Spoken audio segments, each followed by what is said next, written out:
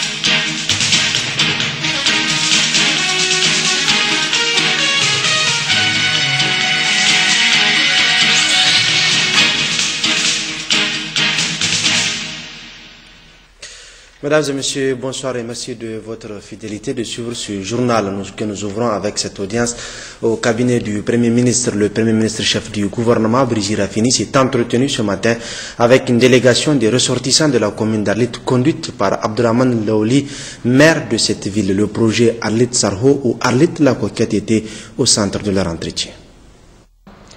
Donc notre entretien est axé essentiellement sur la table ronde que nous avons organisée le 18 passé.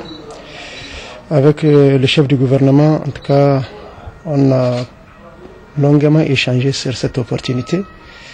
Il s'agit d'un programme très vaste, très ambitieux que la commune urbaine d'Arlit a initié, un programme d'aménagement des voiries. Alors, nous avons partagé avec son Excellence le Premier ministre les conclusions et des résultats donc de cette table ronde. Donc au cours de notre entretien, en tout cas après avoir lui donné en tout cas les participants et l'objectif en tout cas de cette table ronde, c'est que nous visons, c'est que la commune urbaine d'Arlit vise.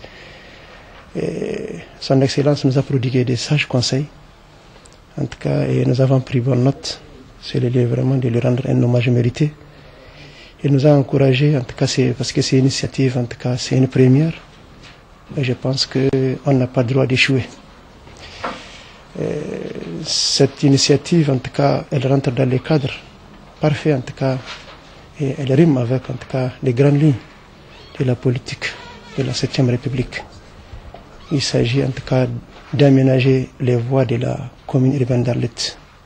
Parce que vous n'êtes pas sans savoir que la commune urbaine d'Arlit éveille de plus de 37 ans, même si elle ne s'appelait pas commune. Il y a une existence des êtres humains. Il s'est trouvé qu'elle a connu un accroissement très rapide de l'ordre de 6% et qui a vite vu sa population en tout cas très développée, 120 000 habitants. Alors la question qui se pose, c'est que nous sommes en train d'accroître. Nous avons des perspectives de la transsaharienne et nous avons l'idée de l'après-iranien. Donc il va falloir quelque part dans l'histoire s'arrêter pour savoir où on va.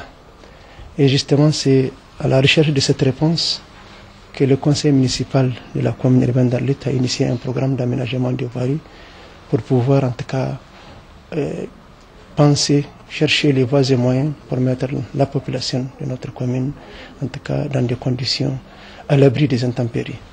Bref, en tout cas, on l'a intitulé Arlit Sarho à l'image de Niamey Yala, mais comme on est à l'extrême nord, on va utiliser la langue du milieu, Sarho.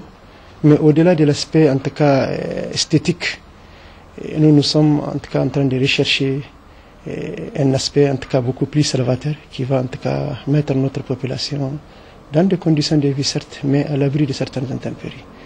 Alors nos attentes se résument en tout cas en 2 points.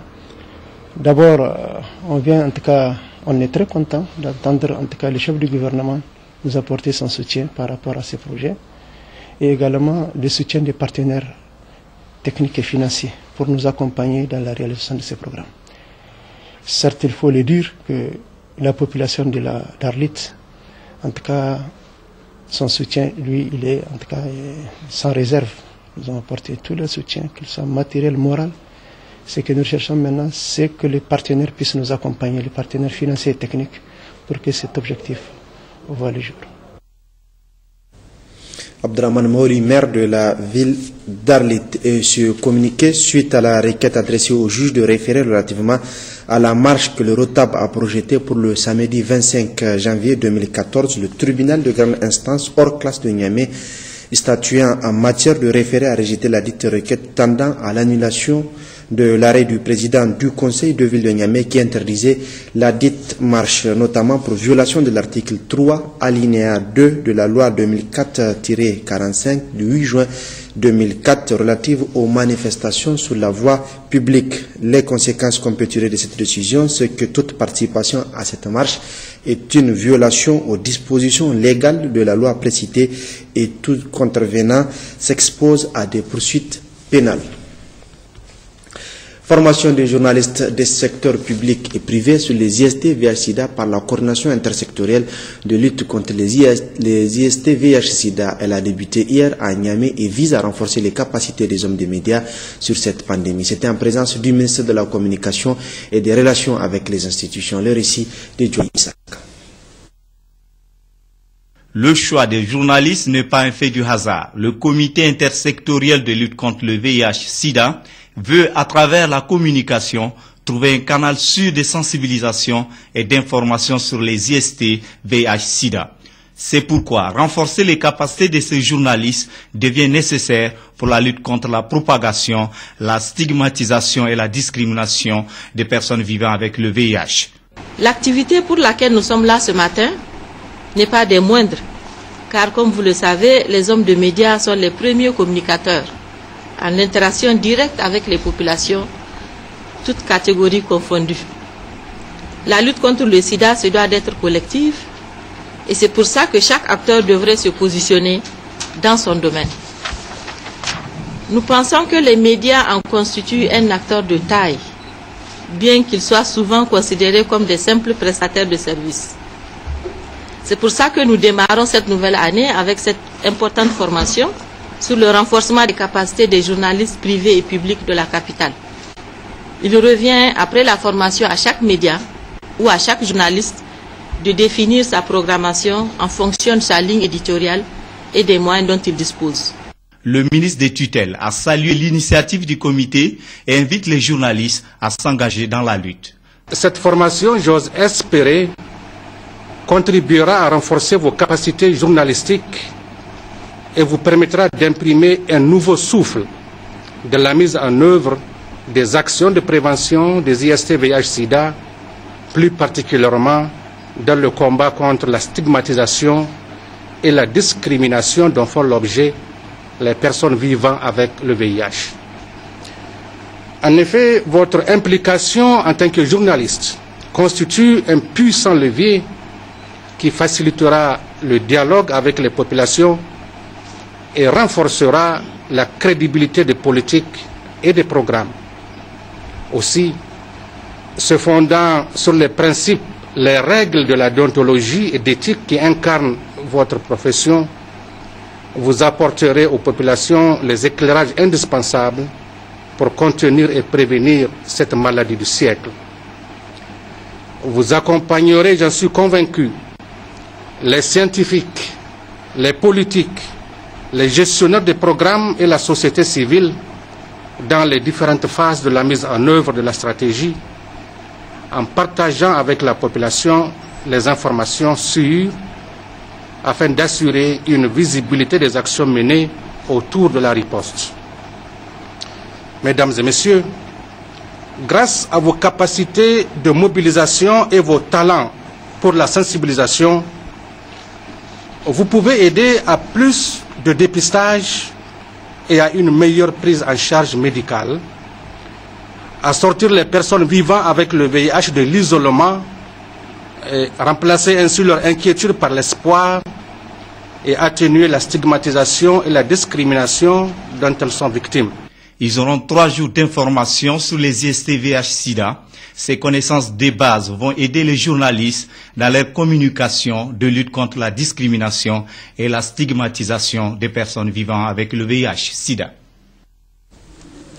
Restons avec les hommes des médias et la loi dépénalisant les délits commis par voie de presse et la signature de la montagne de la table qui ne permet toute poursuite contre un journaliste dans l'exercice de ses fonctions sont aujourd'hui mal interprétées.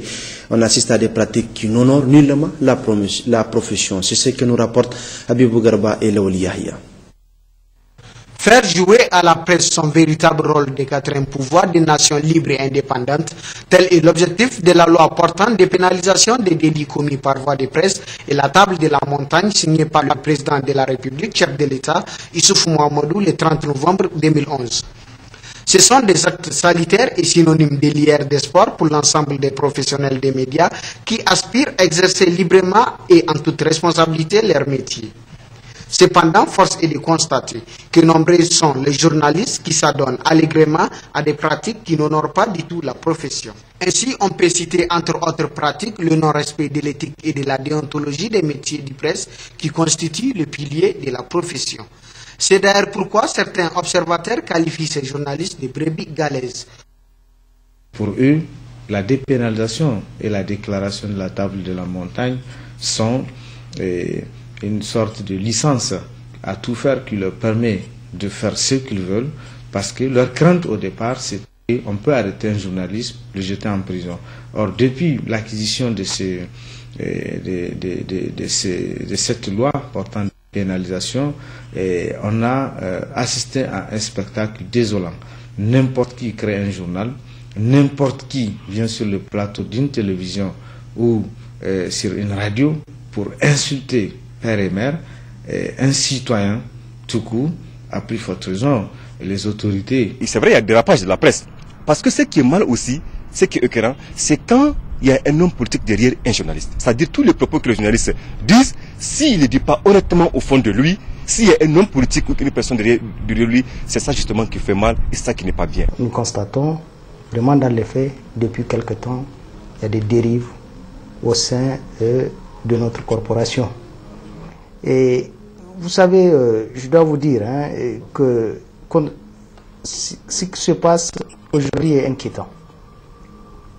Vous avez des gens qui n'ont aucun organe de presse et que à chaque moment qu'ils se trouvent sur des plateaux de télévision et pour parler de contenu des journaux. Et il y a eu également certains qui se disent journalistes mais qui n'ont ni carte de presse et qui se permettent de traiter certaines questions, certains sujets que doivent aborder des journalistes. Donc on a vu ces journalistes-là, je les mets entre griffes, puisqu'ils n'ont pas qualité de journalistes, ils ne font pas les fondamentaux du journaliste, la collecte, le traitement et la diffusion, mais surtout la profession exige que nous soyons impartiaux et que nous ayons une objectivité et une responsabilité dans tout ce que nous faisons. Pour les organes de régulation, ces journalistes se versent dans certaines considérations et seulement la précarité justifie ces dérapages. Ça n'honore pas.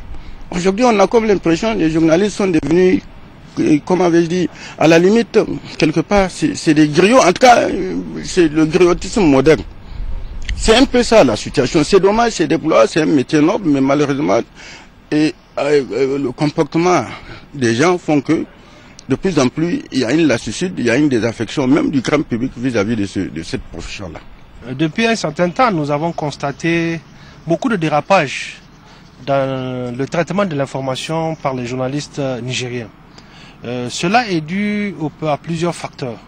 Il y a d'abord effectivement l'aspect qui fait que beaucoup parmi nous n'ont pas compris le contenu de la loi portant un régime de la liberté de la presse, donc qui pensent qu'aujourd'hui ils peuvent tout dire, tout écrire. Reporters sans frontières, c'est vrai, dans son dernier classement, avait dit que le Niger a reculé de 14 places parce que cela était dû au mauvais comportement des journalistes dans le traitement de l'information. Auparavant, on était très bien placés. Et on sait qu'habituellement, quand la liberté de la presse se porte mal dans un pays, c'est quand les journalistes sont bastonnés ou emprisonnés. Mais l'année dernière, Reporters sans frontières avait dit qu'on avait reculé par la faute des journalistes. La liberté de la presse est non seulement un vecteur de développement pour tout pays, mais aussi un moyen pour consolider la paix et la démocratie. Alors il est plus que nécessaire que les journalistes soient impartials et sans parti pris, afin qu'ils restent et demeurent la vision et l'oreille du public aussi large que variée.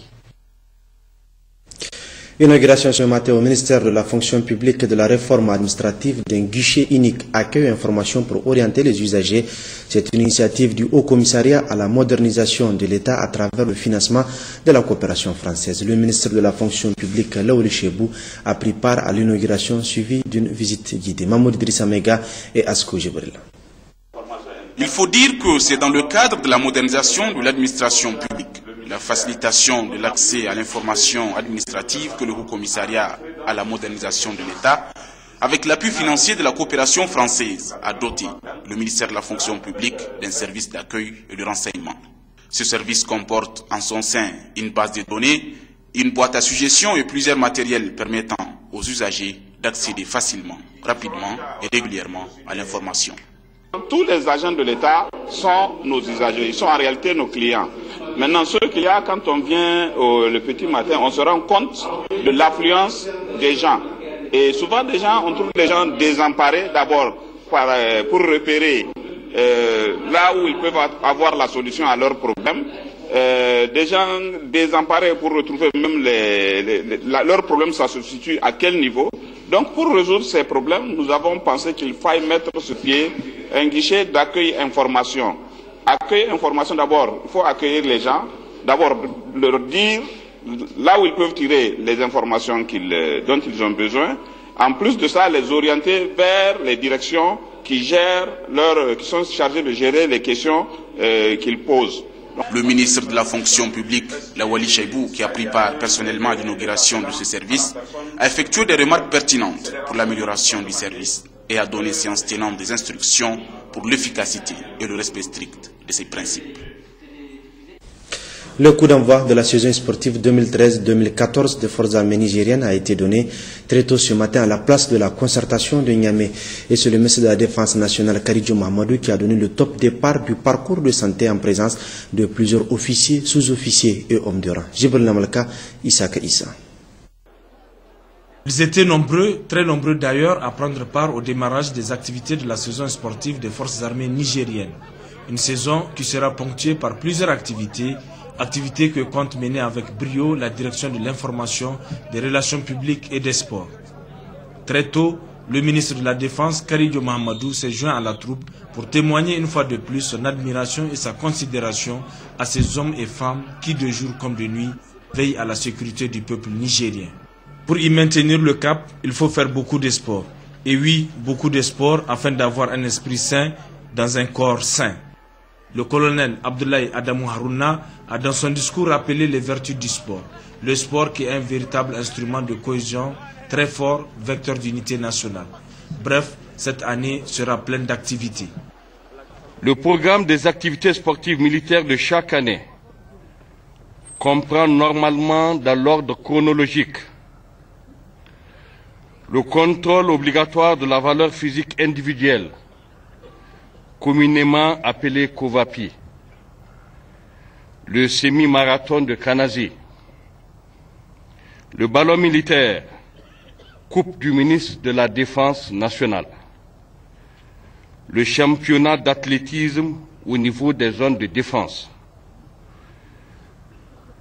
le relais 10 x 2 km au niveau de toutes les unités, le championnat militaire de triathlon, coupe du chef d'état-major des armées, le championnat de football au niveau des zones de défense, le championnat militaire de cross-country, coupe du chef d'état-major de l'armée de terre, et enfin, le semi-marathon des armées, coupe du président de la République. Toutes ces activités, vous en conviendrez, sont de nature à faire participer tout le monde, compte tenu des différentes disciplines qui y sont associées. Le colonel Abdoulaye Adamou Harouna a aussi saisi l'occasion pour présenter à l'assistance les athlètes qui ont brillamment représenté le Niger aux compétitions internationales. À l'image du caporal Ahmed Goumar, judoka qui a porté haut les couleurs nationales au championnat du monde de judo à Rio de Janeiro au Brésil en remportant 2 victoires sur 3 combats. Résultats somme toute satisfaisants. Pendant les mois écoulés de 2013, l'effort principal a porté sur les compétitions de football de première division, ainsi que les courses de fond et de demi-fond en international notamment. Compétition auxquelles l'AS Fan a pris part et s'en est sorti avec un classement fort honorable en parvenant en finale de football à se classer vice-champion du Niger. Mieux, depuis 2010, l'AS Fan est la seule équipe de football à se hisser en phase de poule d'une compétition africaine. Or, depuis les indépendances, aucune équipe nigérienne de football n'a franchi pareille étape. Pour clôturer en beauté cette cérémonie, un match de cohésion aura permis aux officiers, sous-officiers et hommes de rang de fraterniser autour du sport. Ouverture ce matin également à Agadez de la saison sportive 2013-2014 des forces de défense et de sécurité de la région. La cérémonie de lancement de cette saison a été marquée par un cross de masse et un match de ballon militaire entre les officiers et les hommes de rang qui se soldaient sur un score de 6-2 en faveur des moins gradés. Nassir Nakakale et Mohamed Madou. La saison sportive 2013-2014 des forces de défense et de sécurité de la région d'Agadez est ouverte dans la pure tradition militaire. La cérémonie a eu lieu en présence du commandant de la zone de défense numéro 2, le colonel Nomadare, celui de la gendarmerie nationale, le chef d'escadron Abdourahman Darwan, et des commandants des différentes unités des corps militaires et paramilitaires de la place. Le programme de manifestation inaugurale s'est déroulé en 2 phases. Il comprend un cross de masse qui a enregistré la participation des officiers, sous-officiers, hommes du rang de la région. Les coureurs sont partis du rond-point de la République pour déboucher au stade régional Sidi Mohamed via l'autogare et la compagnie des sapeurs-pompiers. Au terme du circuit long de 2,5 km en match de cohésion du ballon militaire, s'est joué au stade devant un parterre de supporters composé essentiellement d'éléments de FDS en poste dans la région. La rencontre a opposé l'équipe des cadres à celle des hommes du rang.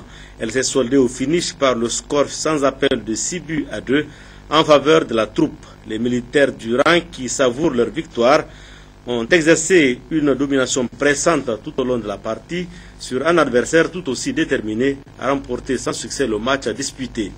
L'adjudant-chef major Adamou Boukari, responsable sport de la zone de défense numéro 2, revient sur le déroulement de la saison sportive 2013-2014 au sein des FDS. Conformément au programme des activités sportives, et conformément aussi aux directives qu'on a reçues, on a tenu donc d'organiser cette journée qui correspond à l'ouverture de la saison sportive 2013-2014. Donc c'est à ce titre qu'on a organisé cette manifestation qui a bien sûr regroupé l'ensemble des FDS.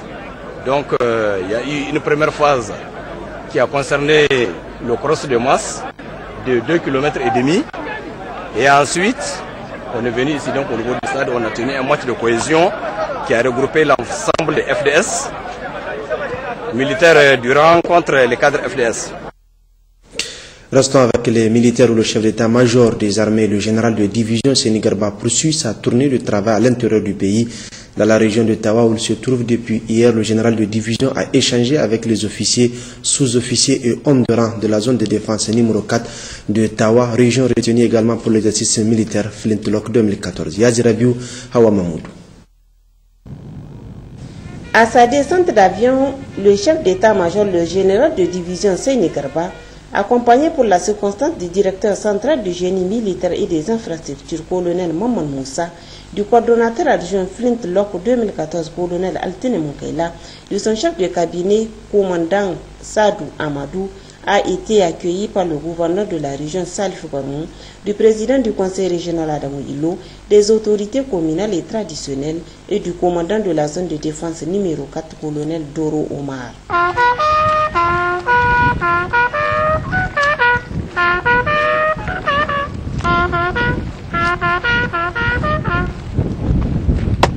Monsieur le général de division, chef d'état-major des armées, les honneurs vous sont rendus par des sections du 42e bataillon interarmes aux ordres du capitaine Amour Kalimou, commandant le 423e escadron blindé.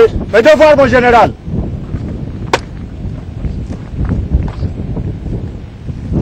Après qu'un détachement militaire lui ait rendu les honneurs, le général de division Seyni Garba s'est rendu à la zone de défense numéro 4 où il a échangé avec les officiers, sous-officiers et hommes de rang de toutes les unités des forces de défense et de sécurité.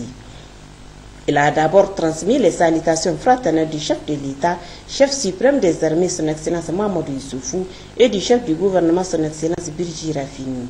Cette visite a un double objectif: la sécurité dans la zone sahélo-saharienne en général et au Niger en particulier, notamment la lutte contre les menaces terroristes, l'AQMI, le Mouchaou et Boko Haram. Autre point évoqué, le trafic dans toutes ses formes, le trafic de drogue, des personnes et d'armes doivent interpeller votre conscience. Pour cela, il faudrait de la détermination, l'amour de la patrie et de la vigilance. Au terme de son propos, le chef d'état-major, le général de division Seyni Garba, a transmis à ses vaillantes forces la bonne nouvelle, le renforcement des capacités à travers des séances de formation qui seront organisées à Niamey, Tawa et Agadez. Quant au gouverneur de la région Salif Barmou, il dira que la sécurité des personnes et des biens est un élément fondamental pour tout développement durable. Salif Barmou d'ajouter que les autorités et les populations participeront pleinement pour que la quiétude et la paix règnent dans le Niger en général et Tawa en particulier. Il convient de rappeler très tôt le matin, le gouverneur a donné le coup d'envoi de la saison sportive 2014. Un match de ballon militaire a opposé les cadres en rouge et les hommes de rang. Un match de ballon militaire dont la combativité, l'esprit d'équipe ont prévalu. Durant 1 heure de temps, le score final était resté 4-4. Et après les différentes visites effectuées au niveau de la zone de défense numéro 4 de Tawa, le chef d'état-major des armées, le général de division Seyni Garba, nous livre ici ses impressions. Nous avons mis à profit ce déplacement pour effectuer la dernière visite des sites de l'exercice Flintlock 2014 qui va se dérouler au Niger du 15 février au 15 mars 2014. Rappelons que cet exercice Flintlock 2014 est conjointement organisé par le Niger et les États-Unis d'Amérique. Il va regrouper 17 pays, dont 8 pays africains et 9 pays occidentaux, surtout dans le domaine de la lutte contre le terrorisme. Mais il y aura aussi des actions humanitaires, notamment des soins gratuits au profit des populations des zones concernées. Ces grands investissements que nous avons eu à visiter dans le cadre de cet exercice vont naturellement profiter aux forces armées nigériennes à l'issue de l'exercice. Je peux dire que le Niger est fin prêt pour accueillir cet événement important. Je suis très satisfait de tout ce que j'ai pu constater sur le terrain en termes d'engagement et de motivation du personnel des forces de défense et de sécurité dans le cadre de l'exécution de leur mission de sécurité. Et aussi le niveau des préparatifs pour l'exercice Flintlock 2014. Enfin, j'ai profité de ce déplacement pour transmettre au personnel des forces de défense et sécurité les félicitations et les encouragements des plus hautes autorités politiques de notre pays par rapport à l'engagement de l'ensemble des forces de défense et sécurité